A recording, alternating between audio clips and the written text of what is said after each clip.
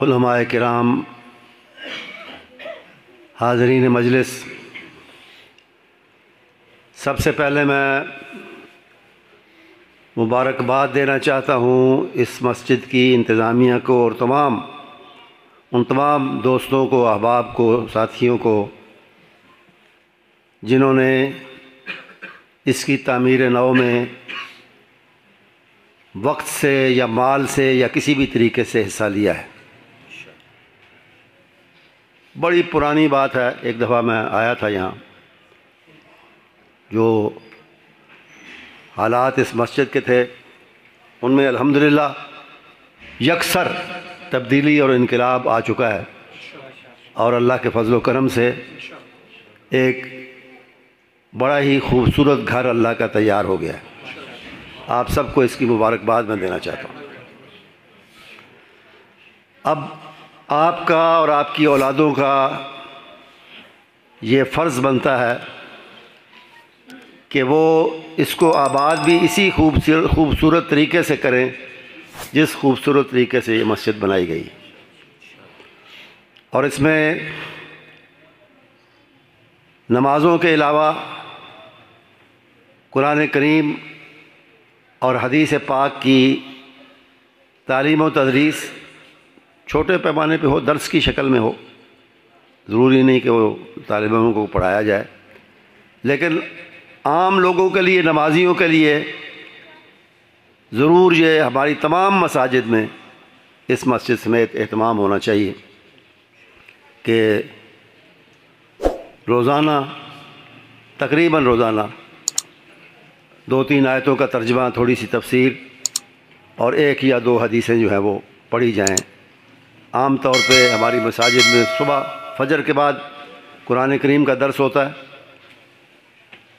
جن میں یہ اہتمام ہے، اور کسی اور نماز کے بعد مغرب یا عشاء یا کسی نماز کے وقت حدیث بھی بیان کی جاتی ہے بعض مساجد میں، اور یہ بڑا ضروری ہے تاکہ لوگوں کو اللہ تعالیٰ کے پیغام اور رسول اکرم صلی اللہ علیہ وسلم کے احکام سے واقفیت ہو۔ ہر مسلمان داعی ہے، اللہ کی طرف، اللہ کے دین کی طرف دعوت دینے والا ہے۔ ہمارے رسول اکرم صلی اللہ علیہ وسلم، ہمارا عقیدہ ہے اور حقیقت ہے کہ آخری نبی تھے۔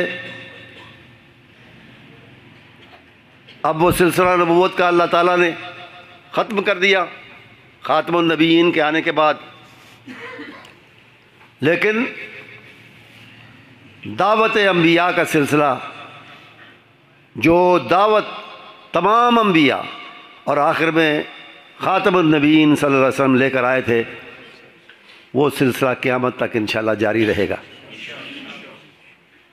اور یہی سب سے بڑی سنت ہے اللہ کے نبی صلی اللہ علیہ وسلم کی۔ قُلْ هَٰذِهِ سَبِيلِي أَدْعُو إِلَى اللَّهِ عَلَىٰ بَصِيرَةٍ أَنَا وَمَنِ اتَّبَعَنِي۔ اے نبی صلی اللہ علیہ وسلم، لوگوں کو بتائیں، سورہ یوسف کے آخر میں یہ آیت آپ کو ملے گی، دیکھیں اس کو، پڑھیں، اس کا ترجمہ پڑھیں۔ اے نبی آپ فرمائیں، لوگوں کو بتائیں کہ هَٰذِهِ سَبِيلِي، یہ ہے میرا راستہ، یہ ہے میری سنت، یہ ہے میرا طریقہ۔ کیا؟ ادعو الی اللہ، میں اللہ کی طرف، اس کے دین کی طرف بلاتا ہوں، یہ میرا طریقہ ہے، میری سنت یہ ہے۔ علی بصیرت، دلائل کے ساتھ، روشنی کے ساتھ۔ انا ومن اتبعنی، میں بھی بصیرت اور دلائل پر ہوں، اور میرے جو متبع ہیں وہ بھی دلائل سے بات کرتے ہیں۔ اور دوسرا معنی، میں بھی اللہ کی طرف بلانے والا ہوں، اور میرے متبع جو سچے میرے اتباع کرنے والے ہیں وہ بھی اللہ کی طرف بلانے والے ہیں۔ اللہ تعالیٰ نے یہ بھی ارشاد فرمایا، لِيَكُونَ الرَّسُولُ شَهِيدًا عَلَيْكُمْ وَتَكُونُوا شُهَدَاءَ عَلَى النَّاسِ۔ اللہ کے رسول نے گواہی دی ہے اللہ کے ایک ہونے کی، قیامت کے آنے کی، موت کے بعد کی زندگی کی، جنت دوزخ کی، فرشتوں کی، کتابوں کی گواہی آپ نے دی ہے، سچی گواہی آپ نے دی ہے۔ اب تم نے یہ گواہی دنیا کو دینی ہے، مسلمانوں، تم نے یہ گواہی دنیا کو دینی ہے۔ وقت فرصت ہے کہاں، کام ابھی باقی ہے، نور توحید کا اتمام ابھی باقی ہے۔ آیت کریمہ جو ابھی میں نے اس کا ایک حصہ پڑھا تھا، آیت کریمہ کا سورہ یونس میں یہ آیت آتی ہے، نبی محترم صلی اللہ علیہ وسلم کی طرف سے ایک چیلنج اللہ تعالیٰ نے دلوایا ہے نام ماننے والوں کو، منکرین کو، کافروں کو۔ دو چیلنج اللہ نے دیے ہیں قرآن پاک میں، جن کا منکرین میں سے کسی کے پاس کوئی جواب نہیں تھا۔ اس چیلنج کو وہ قبول نہیں کر سکے۔ ایک چیلنج تھا اسی قرآن کے بارے میں، جس کے بارے میں عزیز مکرم گفتگو فرما رہے تھے۔ قرآن کے بارے میں چیلنج تھا۔ کیا چیلنج تھا؟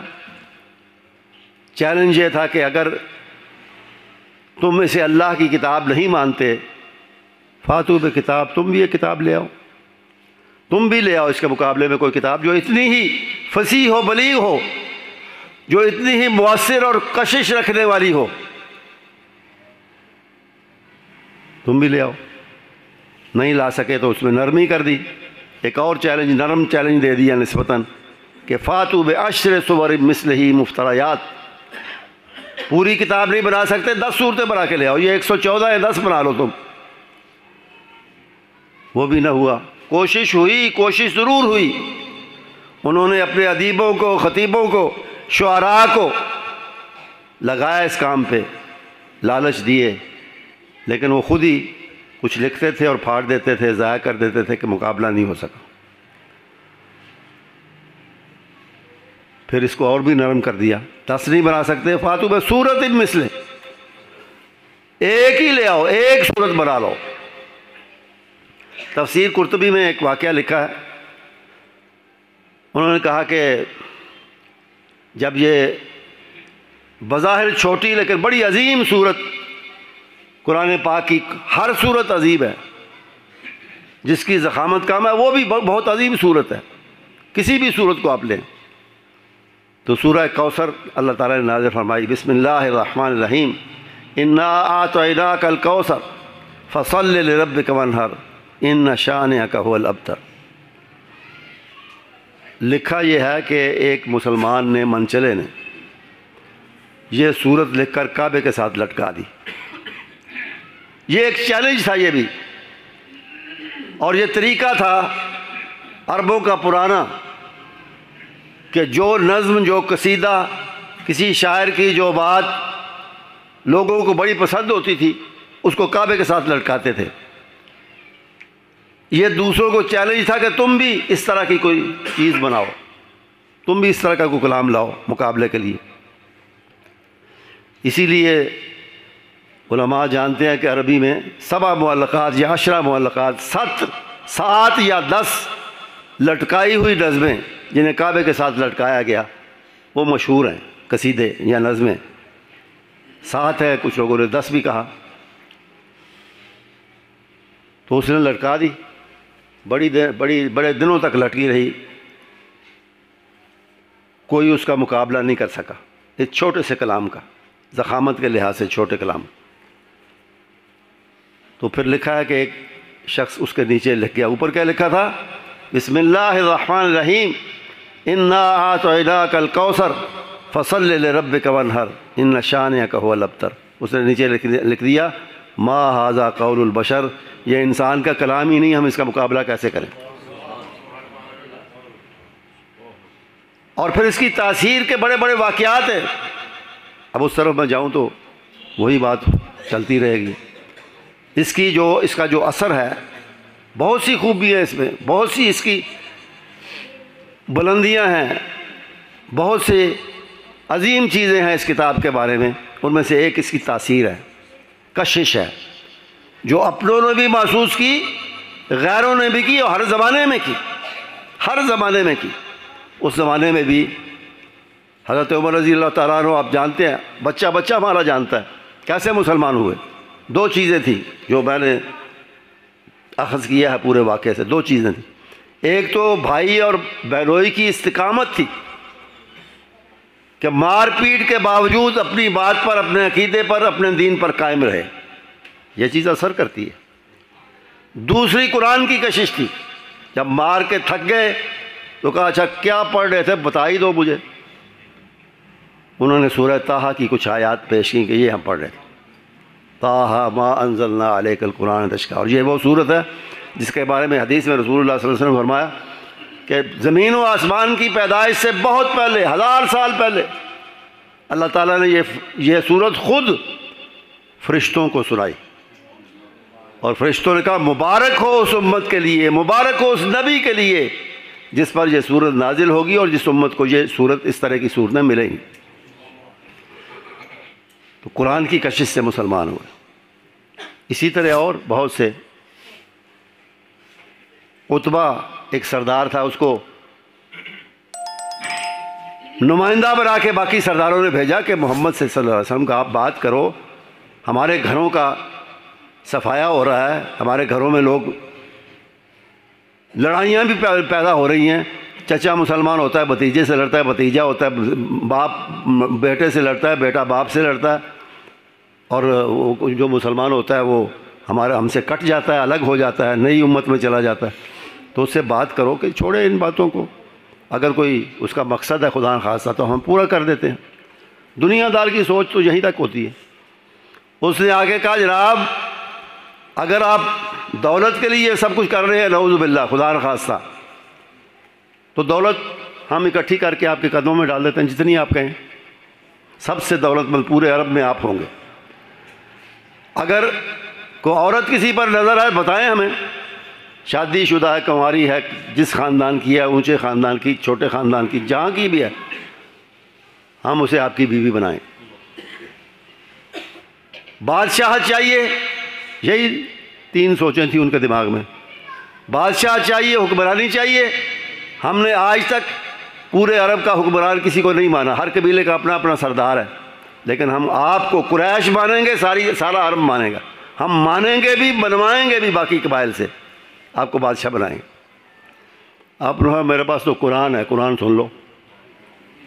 سورہ حامیم کی آیات سنائیں، اور جب اس آیت کریمہ پر پہنچے کہ فَإِنْ أَعْرَضُوا فَقُلْ أَنذَرْتُكُمْ صَاعِقَةً مِثْلَ صَاعِقَةِ عَادٍ وَثَمُودَ. اگر آپ کے دلائل اور قرآن کریم کی آیتوں کے باوجود نہ مانیں، انکار کریں، تو پھر کہو کہ پھر انتظار کرو اسی طرح کی گرجدار زوردار آواز کا، اسی طرح کی تباہی اور عذاب کا جس عذاب نے قوم عاد کو قوم ثمود کو تباہ کیا. اس نے آپ کے منہ پر ہاتھ رکھا، محمد یہ نہ کہو صلی اللہ علیہ وسلم، تمہاری بات پوری ہو جاتی ہے اور پوری ہو جائے گی، تم یہ نہ کہو. مانتا نہیں تھا، کافر تھا، لیکن یہ یقین تھا کہ آپ سچے ہیں. تو یہ چیلنج وہ پورا نہ کر سکے قرآن کے مقابلے میں. اور بہت سے واقعات ہیں، میں ان کو چھوڑتا ہوں. دوسرا چیلنج آپ کا کردار، آپ کی سیرت، آپ کے اخلاق. اور چیلنج یہ دیا کہ فقد لبثت فیکم عمرا من قبلہ افلا تعقلون. اور میرا انکار کرنے والوں، مجھے اللہ کا سچا نبی نہ ماننے والوں، میں تمہارے درمیان رہا ہوں. 40 برس تک میں تمہارے درمیان میں نے زندگی بسر کی ہے. میرا بچپن، میری جوانی، میری ڈھلتی عمر، سب کچھ تمہارے سامنے کھلی کتاب کی طرح روشن ہے. رکھو اعتراض کی انگلی کہاں رکھتے ہو، کرو کہاں اعتراض کرتے ہو. کرو اعتراض کہ بچپن میں خدا نخواستہ یہ بھول ہو گئی، یہ چوک ہو گئی، جوانی میں یہ لغزش ہو گئی، فلاں وقت آپ نے یہ کام جسے سب لوگ برا سمجھتے ہیں وہ کیا، خدا نخواستہ، نعوذ باللہ. کوئی اعتراض نہیں کر سکا. کیسے کرتے؟ یہ وہی لوگ تھے جو اپنے منہ سے آپ کو کہتے تھے کہ یہ سچا ہے، یہ امین ہے، امانت دار ہے، الصادق الامین. لوگوں نے آپ کو یہ لقب اور یہ خطاب اور یہ نام دیے ہوئے تھے. اور قرآن نے بھی کہا کہ ان میں سے بہت سے ایسے ہیں جو آپ کو نبی تو نہیں مانتے لیکن جھوٹا اب بھی نہیں کہتے. کمال کی بات ہے، کمال کی بات کہ جھوٹا اب بھی نہیں کہتے. انہم لا یکذبونک ولکن الظالمین بآیات اللہ یجحدون. آپ کو جھٹلاتے نہیں ہیں اللہ کی آیتوں سے انکار کرتے ہیں کہ اللہ کی آیتوں کو مانیں گے ہمیں بہت کچھ تبدیل کرنا پڑے گا، بدلنا پڑے گا، نمازیں پڑھنی پڑیں گی، روزے رکھنے پڑیں گے، بدکاریاں برے اعمال چھوڑنے پڑیں گے، شراب جوا چھوڑنا پڑے گا، اس لیے نہیں مانتے۔ آپ کو جھوٹا بھی نہیں کہتے۔ کمال کی بات یہ ہے کردار جس کو چیلنج کے طور پر پیش کیا۔ تو باتیں تو بہت سی ہیں اس کردار کے بارے میں، میں صرف یہ عرض کرنا چاہتا ہوں کہ اچھے کردار کی گواہی، بہترین گواہی وہی دے سکتے ہیں جنہوں نے کردار والے کو قریب سے دیکھا ہو۔ وہ کہتے ہیں نا دور کے ڈھول سہانے، دور سے آپ مجھے پتہ نہیں کتنا اچھا اور کتنا نیک سمجھتے ہوں گے، اندر کے حالات اللہ کو پتہ ہے یا مجھے پتہ ہے کچھ۔ تو قریب کے لوگ جن کے سامنے میرے شب و روز ہیں، دن رات کے میرے اعمال ہیں، طریقے ہیں، وہ گواہی دیں کہ یہ اچھا بندہ ہے، پھر بات بنتی ہے۔ دوسرا، دشمن بھی تسلیم کرے، قریب ترین دوست یا ہمسائے یا رشتہ دار اور ان کے ساتھ دشمن بھی تسلیم کریں کہ اچھا ہے۔ عربی میں کہتے ہیں الفضل ما شہدت بہ الاعداء، خوبی یہ ہے کہ دشمن بھی اس کا اعتراف کریں، تب وہ خوبی بنتی ہے۔ تو اب اس معیار پر آپ دیکھ لیں، پہلی گواہی آتی ہے ہماری سب سے بڑی ماں، میرے دل میں ان کے لیے بڑی محبت ہے، خدیجۃ الکبریٰ رضی اللہ تعالیٰ عنہ، کیونکہ انہوں نے ہمارے نبی کا بہت ساتھ دیا، بڑی وفا کی، ان کی گواہی ہے سب سے پہلے۔ آج ہی میں بات کر رہا تھا جمعہ خطبے میں یہ بات آئی کہ پہلی وحی آئی، ایک پریشان کن عالم تھا، حیرانی بھی تھی، پریشانی بھی تھی کہ میں پہلے کئی دفعہ یہاں آیا ہوں اکیلا بیٹھ کے جو اللہ اللہ کرتا ہوں جس طرح اللہ مجھے سکھاتا ہے، تو یہ اچانک ایک زندہ وجود کا وہاں اچانک موجود ہونا، وہ کہنا اقرا اقرا، پڑھو پڑھو، تو حیران بھی تھے آپ، پریشان بھی تھے۔ اس پریشانی میں واپس آئے، وفادار اور محبت کرنے والی بیوی نے تسلی دی، اور تسلی کے ساتھ آپ کے کردار کا ایک خلاصہ بھی بیان کیا۔ صحیح بخاری اور حدیث کی کتابوں میں وہ الفاظ موجود ہیں۔ انہوں نے کہا مجھے یقین ہے کہ آپ کے ساتھ مستقبل میں جو معاملہ بھی ہوگا اچھا ہوگا، اس لیے کہ آپ بڑے اچھے ہیں۔ انک تحمل الکل وتقری الضیف وتکسب المعدوم وتقری الضیف وتعین علی نوائب الحق، آپ دوسروں کا بوجھ اٹھانے والے ہیں، آپ مہمان نواز ہیں، جو خود نہیں کما سکتے اپنی کمائی میں آپ ان کا حصہ رکھتے ہیں، جو کماتے ہیں اور ان کی جو ہم کہتے ہیں پوری نہیں پڑتی، جن کے مسائل حل نہیں ہوتے ان کی کمائی سے، ان کو اپنی کمائی میں آپ حصے دار بناتے ہیں، مہمان نواز بھی ہیں آپ، اور مصیبت تکلیف کسی پہ آئے تو آپ اس کی مدد کے لیے فوراً تیار ہو جاتے ہیں۔ تعین علی نوائب الحق، یہ کردار کا خلاصہ بیان کیا کس نے؟ جس نے برسوں تک قریب ہو کر آپ کے دن رات کو دیکھا تھا۔ یہ ہے قریب کی گواہی۔ دوسری گواہی، ایک دوسری ہماری ماں، اللہ کے نبی صلی اللہ علیہ وسلم کی حبیبہ اور چہیتی سیدہ عائشہ صدیقہ رضی اللہ تعالیٰ عنہ۔ کئی باتیں انہوں نے کہیں، دو باتیں میں پیش کرتا ہوں۔ ایک تو انہوں نے کہا کہ من تقب النبی صلی اللہ علیہ وسلم لنفسہ ہی قطو، نبی کریم صلی اللہ علیہ وسلم نے آپ پر بڑی زیادتیاں ہوئیں، مخالفوں نے، دشمنوں نے بڑی زیادتیاں کیں، لیکن آپ نے اپنی جان کے لیے، اپنے آپ کے لیے، اپنے لیے کسی سے انتقام نہیں لیا۔ اگر کسی کو سزا دی تو دوسروں، مثال کے طور پہ خیبر کی فتح کے موقع پہ ایک یہودی عورت نے دعوت کے بہانے آپ کو کھانے میں زہر ملا کے کھلایا، ایک صحابی کھاتے ہی فوت ہو گئے، آپ پر بھی اس کا اثر رہا عرصہ دراز تک، آپ نے اپنا بدلہ نہیں لیا، اس صحابی کے بدلے میں اس کو سزا ملی۔ وہ کہتی ہے کہ من تقبل نبی صلی اللہ علیہ وسلم نے نفس ہی کا، تو نبی کریم صلی اللہ علیہ وسلم نے اپنی ذات اقدس کے لیے کسی سے کبھی انتقام نہیں لیا۔ دوسری بات، اس سے بڑی بات ہے، پوچھا آپ کے بھانجے نے کہ نبی کریم صلی اللہ علیہ وسلم کے کردار، سیرت کے بارے میں ہماری رہنمائی کریں، بتائیں کچھ، تاکہ ہم بھی کوئی نقل کرنے کی کوشش کریں، اس طرح کرنے کی کوشش کریں۔ تو انہوں نے جواب دینے کی بجائے، عائشہ صدیقہ رضی اللہ تعالیٰ عنہ نے جواب دینے کی بجائے الٹا سوال کیا، اما تقرأ القرآن، تم قرآن نہیں پڑھتے؟ اس نے کہا جی قرآن تو پڑھتا ہوں، لیکن میں تو سیرت کے بارے میں پوچھ رہا ہوں۔ ان کا سیرت یہ ہے کہ آپ قرآن پر عمل کرتے تھے، آپ قرآن پر عمل کرتے تھے، یہ آپ کی سیرت ہے۔ مختصر بات ہے لیکن جامع بات ہے کہ جو کہتے تھے، جو لوگوں کو بتاتے تھے، اس پر خود اس سے زیادہ عمل کرتے تھے۔ اس کی مثالیں، زیادہ عمل کرنے کی مثالیں میرے پاس ہیں، لیکن میں ادھر جاتا نہیں ابھی۔ تو یہ دوسری گواہی ہے سیدہ صدیقہ کی۔ تیسری گواہی ایک خادم کی ہے جس کو خوش قسمتی اس کی، جس کو سعادت ملی کہ وہ 10 سال تک نبی کریم صلی اللہ علیہ وسلم کی خدمت کرتا رہا، سیدنا انس رضی اللہ تعالیٰ عنہ۔ وہ کہتے ہیں خدمت النبی صلی اللہ علیہ وسلم 10 سنین، میں نے نبی کریم صلی اللہ علیہ وسلم کی، ان کی ماں ام سلیم نے نبی کریم صلی اللہ علیہ وسلم کو کہا تھا کہ یہ بچہ ہے، اس کو اپنے ساتھ رکھ لیں، اس کی تربیت بھی ہوگی، یہ آپ کی خدمت بھی کرے گا۔ آپ نے رکھ لیا۔ کہتے ہیں 10 سال تک میں رہا۔ 10 سال ایک طویل عرصہ ہوتا ہے۔ اس سلسلے میں انہوں نے دیکھا دن رات آپ کو، کہتے ہیں آپ مجھے کام کے لیے بھیجتے تھے کہ فلاں پیغام دے آؤ، فلاں کام کرو، میں بچوں کے ساتھ گلی میں کھیلنے لگ جاتا تھا۔ آپ ڈانٹتے نہیں تھے، پھر بھی پیار کرتے تھے، سمجھاتے تھے، پیار کرتے تھے۔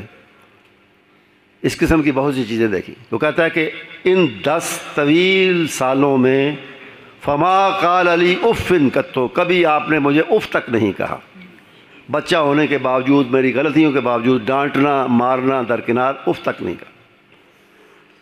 یہ ہے کردار، یہ ہے سیرت جس کو چیلنج کے طور پہ پیش کیا گیا۔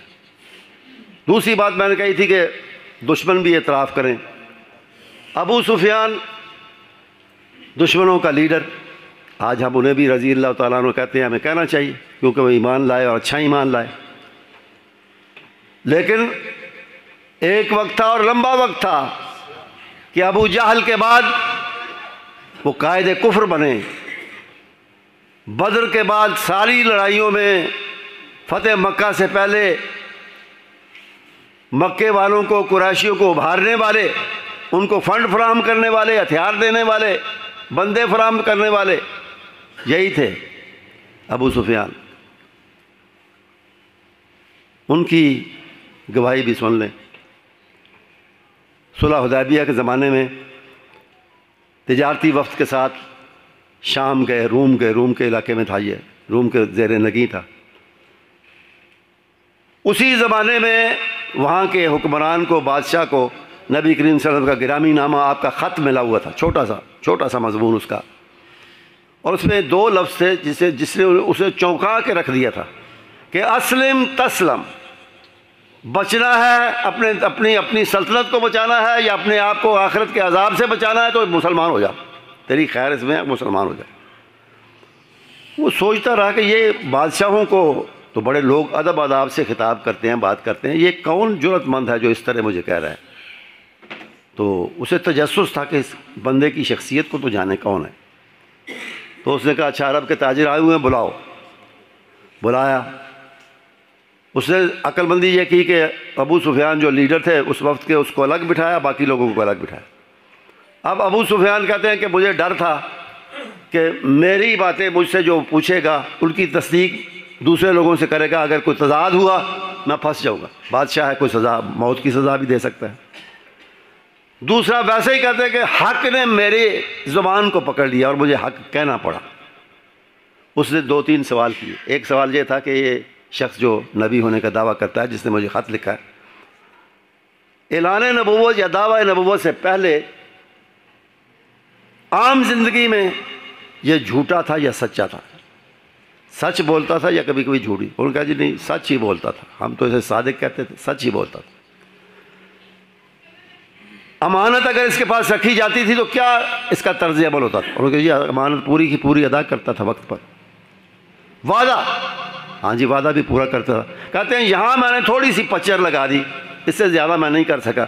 پچر یہ لگائی، میں نے کہا جی اب ایک نیا وعدہ معاہدہ ہوا ہے، صلح حدیبیہ کی طرف اشارہ کیا. اب پتہ نہیں پورا کرتا کہ نہیں کرتا، لیکن پہلے تو کرتا رہا ہے. یہ کس کی گواہی ہے؟ دشمن کی، دشمنوں کے سردار کی، دشمنوں کے چیف کی. وہ بھی مانتا ہے آپ کے کردار کو. تو یہ ہے فقط لبثت فیکم عمرا من قبلہ افلا تعقلون. دوسرا پھر پہلو یہ ہے کہ اپنوں کے ساتھ، اچھوں کے ساتھ تو سب اچھے ہوتے ہیں الا ماشاء اللہ. کوئی بہت ہی برا ہوتا ہے جو اچھوں کے ساتھ بھی برائی کرتا ہے.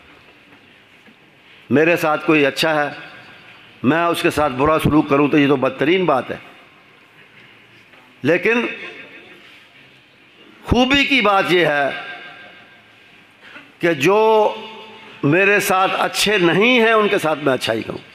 جنہوں نے میرے ساتھ زیادتی کی ہے میں نہ صرف ان کی زیادتی کو معاف کروں بلکہ ان سے اچھا سلوک کروں. یہ عظمت کردار کی ایک بہت بڑی دلیل ہوتی ہے، بہت بڑی نشانی ہوتی ہے. بروں کے ساتھ، برا کرنے والوں کے ساتھ، ظلم کرنے والوں کے ساتھ اچھا سلوک کرنا، ان کو معاف کرنا اور حسن سلوک ان کے ساتھ کرنا. اس کی بہت بڑی مثال تو آپ کی زندگی میں فتح مکہ اور اس کے بعد کے واقعات ہیں.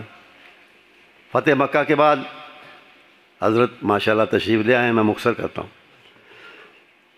فتح مکہ کے بعد نبی محترم صلی اللہ علیہ وسلم کعبہ مکرمہ کے ساتھ موجود ہیں،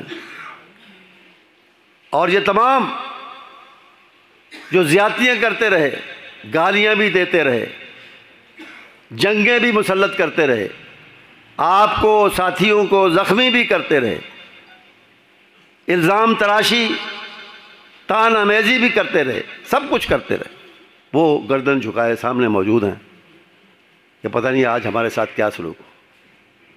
آپ نے کیا کیا؟ ہم سب جانتے ہیں، سب جانتے ہیں آپ کیا کیا، آپ نے سلوک کیا. آپ نے فرمایا کس قسم کی آج مجھ سے توقع رکھتے ہو تم؟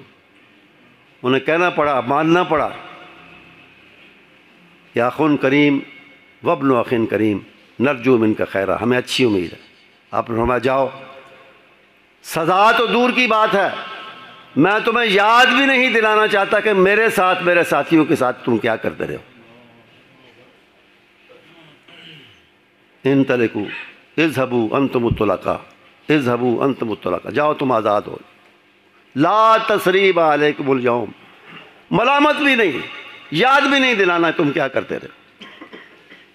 اور یہی جن کا میں ذکر کر رہا تھا، ابو سفیان، آج ہم کہتے ہیں کہنا چاہیے رضی اللہ تعالیٰ عنہ.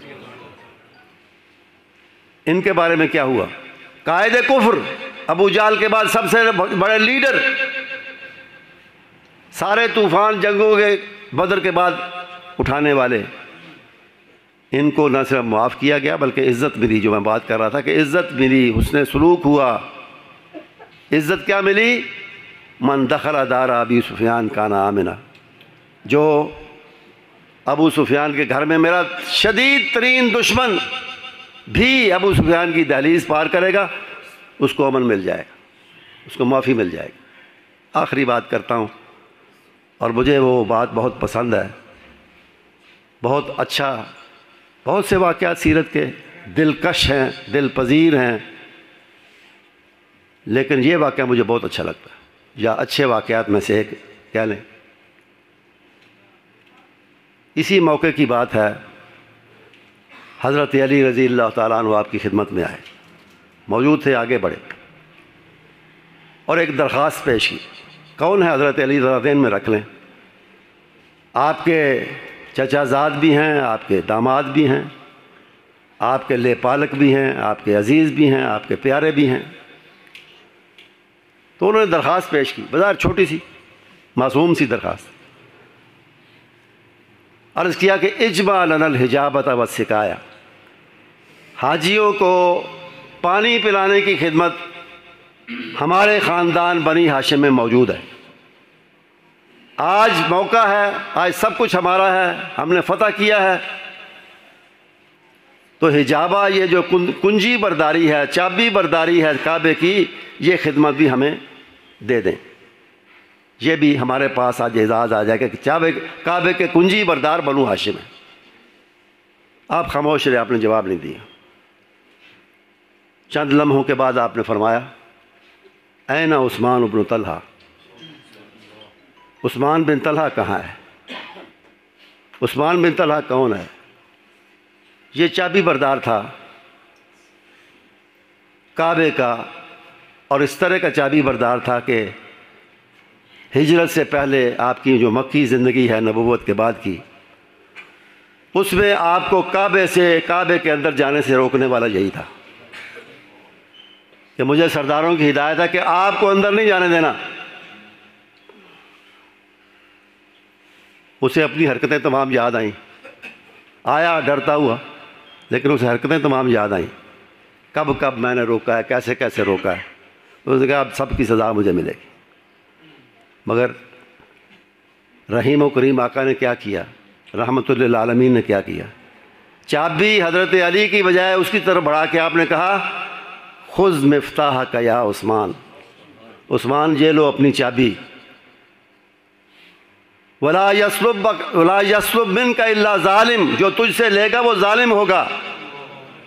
اب پتہ نہیں کس کو سنا رہے ہیں، یہ بات سب کو سنا رہے ہیں، اور اس آپ کے فرمان کی گونج آج تک آل سعود کے کانوں میں ہے۔ آج تک وہ جرأت نہیں کر سکے کہ بنو شیبہ کے اس خاندان سے جو عثمان بن طلحہ کا خاندان تھا اس سے چابی لے لیں۔ حکمران ہیں، سارے اختیار رکھتے ہیں، لیکن یہ جرأت ان میں نہیں ہے کہ وہ چابی ان سے لے لیں۔ اب بھی وہی مجھے اللہ تعالیٰ نے، میں اللہ تعالیٰ کے احسان کے ذکر کے طور پر اما بنعمت ربک فحدث، 4 مرتبہ مجھے اللہ تعالیٰ نے موقع دیا کعبہ مکرمہ کے اندر جانے کا، اور انتظار کرنا پڑتا ہے۔ ایک دفعہ تو بڑا لمبا انتظار، کوئی میرا خیال ہے 2.5-3 گھنٹے کا انتظار، فجر کے بعد بیٹھے ہیں۔ وہ بوڑھا جس کے پاس چابی آ ہی نہیں رہا، پتہ نہیں اسے کیا مجبوری تھی۔ میرے ساتھ وہ ہاؤس آف لارڈز انگلینڈ کے ممبر رہے ہیں لارڈ نذیر، جس طرح ہماری سینٹ ہے وہ وہاں ہاؤس آف لارڈز ہے پارلیمنٹ کا، وہ میرے ساتھ بیٹھے ہوئے تھے، مختلف علاقوں کے علماء اور معززین کو بلائے ہوا تھا انہوں نے۔ تو وہ کہنے لگے کہ مجھے پیشاب کی بڑی حاجت ہو رہی، لیکن میں اٹھ کے جاؤں گا۔ میں کہا آپ کی نماز نہیں ہوگی؟ اس نے کہا میں جانا نہیں، میں نے، وہ بوڑھا آ گیا، ابھی آ گیا، اور سارے لوگ چلے گئے تو میں پیچھے رہ جاؤں۔ بہرحال اس کا انتظار کرنا پڑا سب کو، بادشاہوں کو بھی کرنا پڑتا ہے۔ تو یہ آپ کی سیرت ہے جس کو ایک چیلنج کے طور پہ، اس کا ایک کچھ حصے ہیں، کچھ گوشے ہیں، کچھ جھلکیاں ہیں جن کو چیلنج کے طور پہ اللہ تعالیٰ نے پیش کیا کہ فقد لبثت فیکم عمرا من قبلہ افلا تعقلون۔ تو میرے دوستوں اور عزیزوں، سیرت کا تذکرہ کرنا، سننا باعث ثواب ہے، باعث اجر ہے، بڑی اچھی بات ہے، لیکن یہ سننا اور کرنا اس نیت اور اس خیال سے چاہیے، اس دعا سے کرنا چاہیے کہ اللہ تعالیٰ ہمیں بھی اس سے کچھ سیکھنے کی توفیق اور کسی نہ کسی حد تک اس پر عمل کرنے کی توفیق عطا فرمائے۔ وآخر دعوانا الحمد للہ رب العالمین۔